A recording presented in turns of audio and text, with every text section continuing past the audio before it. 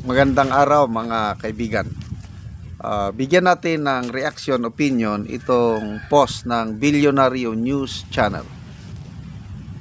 Interior Secretary Juanito Victor John Vic Remulla on Friday raised the possibility that the death of former Public Works Undersecretary Maria Catalina Cabral may have been staged.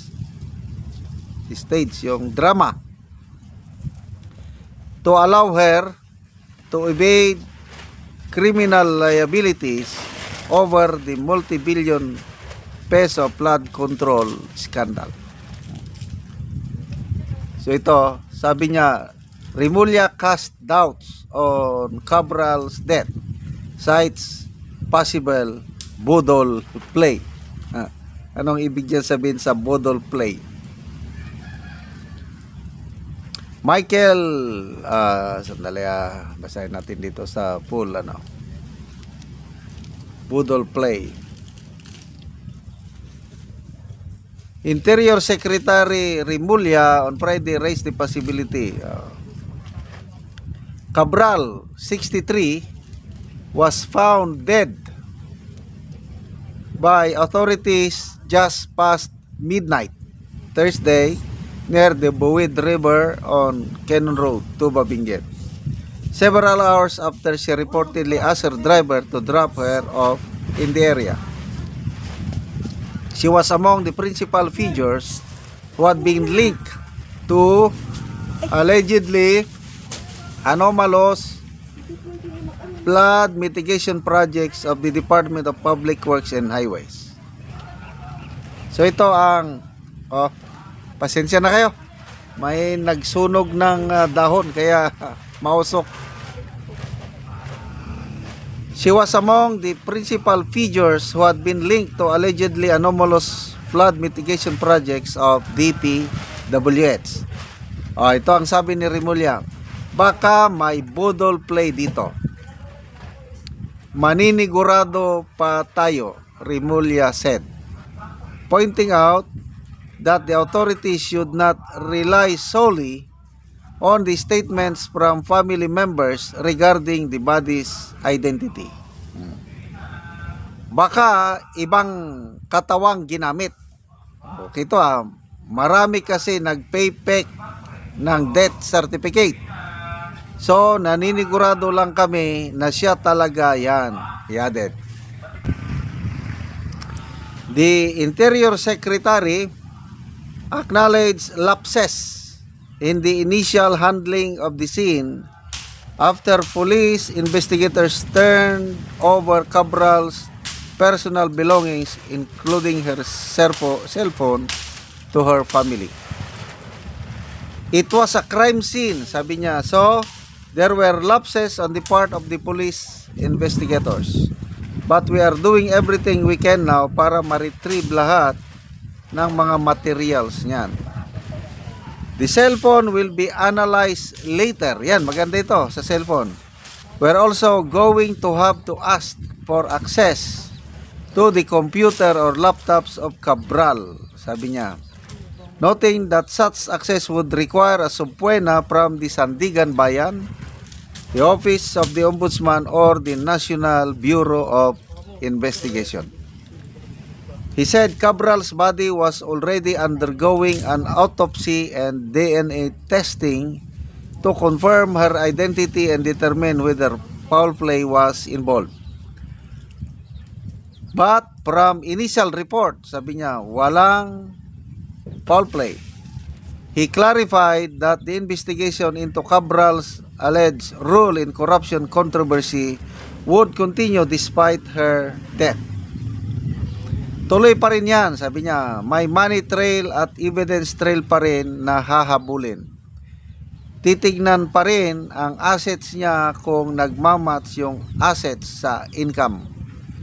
Tignan yung cash flow, tignan yung link kung saan dumaan ang pera, kung magkano dumaan sa kanya at doon ang magiging subject ng civil forfeiture ng gobyerno sa kanya. He offered condolences to Cabral's family but reminded other accused public officials that death will not protect them. Sabi niya, death will not even bring greater shame. Death will even bring greater shame to your family. Face up the charges, man up to the charges, answer the charges, and have faith in the judicial system.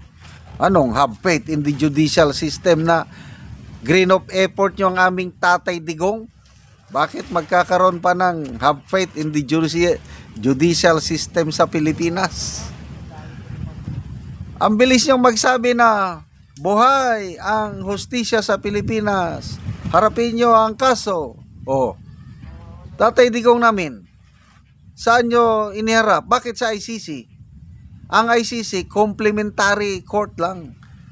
Papasok lang ang ICC pag hindi gumagalaw, hindi nagpapangsyon ang hustisya sa isang bansa.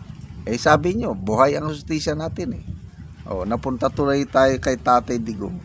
Kasi nga, sila yung may pakana ng group effort. Anyway, tama itong ginagawa ng DILG ng kapulisan na baka budol nga.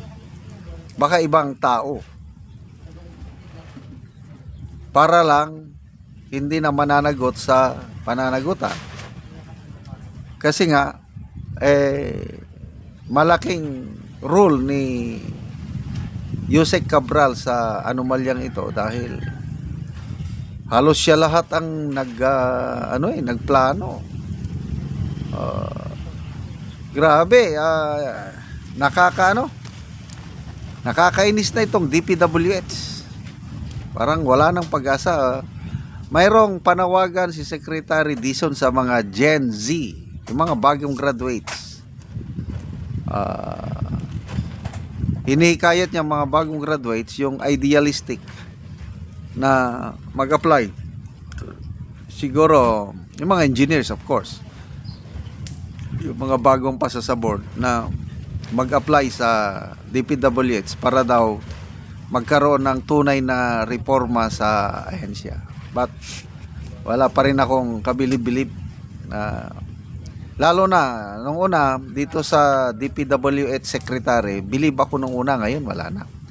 Yung laban bawi, pumayag siya na makaltasan ng budget ng DPWH, mamaya pinababalik ulit yung kinaltas. Nawalan na ako ng gana sa kanya. Okay, salamat mga kaibigan sa inyong pagsubaybay sa ating channel. Nakakatulong kayo ng malaki sa Tribong Talandig ng Bukidnon dahil ang sweldo natin sa channel na ito is pantulong sa tribo. Namimigay tayo ng libreng yero at pako para makapagpatayo sila ng mas maayos na tirahan. Panoorin nyo ang video na ito. O karon mo na ni ang natagaan og yero. So makatop na ni gid siya karon.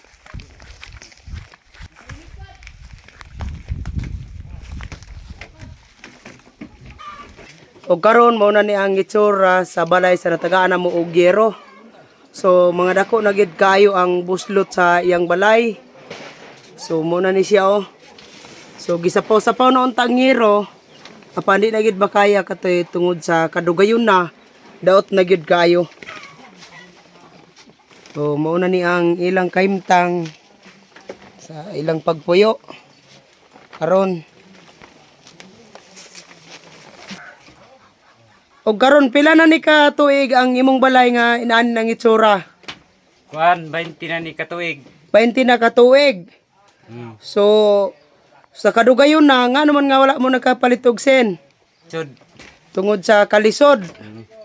Nga wala mo nakapalit og sen. So unsa dayon yung panginabuhian? kuan ra lagi.